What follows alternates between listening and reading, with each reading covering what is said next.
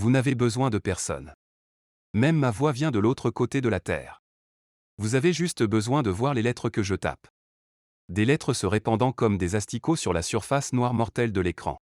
Tu es un enfant adulte, ta vie passe entre la vaisselle sale d'un bistrot de chemin de fer, un lave-auto intarissable et des cons qui sentent le tabac et le goudron. Vous arrachez les feuilles du calendrier aussi vite et mécaniquement que vous pelletez des cendres et vomissez dans la poubelle. Le feu tamisé de vos désirs sommeille dans une voiture à siège réservé quand, à la fin de votre quart de travail, vous rentrez chez vous dans le noir. Chez vous, en silence. Avec les clochards de la nuit. L'aube rencontre les visages endormis de ceux qui sont assis à la fenêtre, sur le pont avec une fiole d'alcool, dans le pré. Vous n'essayez plus de vous souvenir de la forme de ces lèvres pâles qui vous creusaient la nuit. Vous essayez de ne regarder personne dans les yeux. Demain il y aura quelqu'un d'autre ou il n'y aura personne. Comment apaisant. Quelle tristesse. Vous assemblez votre propre film à partir de bribes de souvenirs. Un film de cadre qui s'effondre sans intrigue, accompagné de la même musique.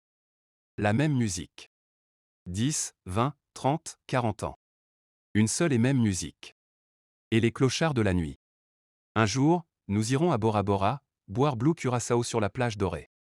Je serai vieille et faible, j'aurai pitié de toi, ma fée, car je ne pourrai plus te faire l'amour.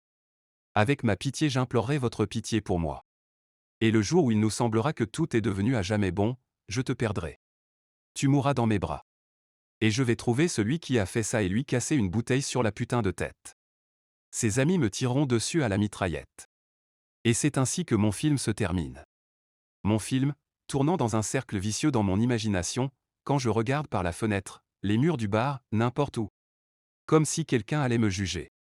Même si je sais qu'il n'y a personne ici à part moi. Et les clochards de la nuit. L'inexistence tisse sa toile des restes d'illusions, des cadavres de nos vains espoirs, où nos yeux collants, comme des mouches en gelée, se figent à jamais. Un enfant stupide et un vieil homme devenu fou observent de loin cette immense toile d'araignée et admirent ses bijoux. Certains se réjouiront toujours tandis que d'autres verseront leur sang.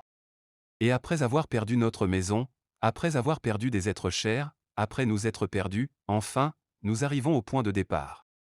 Nous comprenons qu'il ne nous reste plus qu'à garder le silence sur tout. Avec des plats en rangée, ainsi que les lumières tamisées du train. Et les vagabonds. Les clochards de la nuit,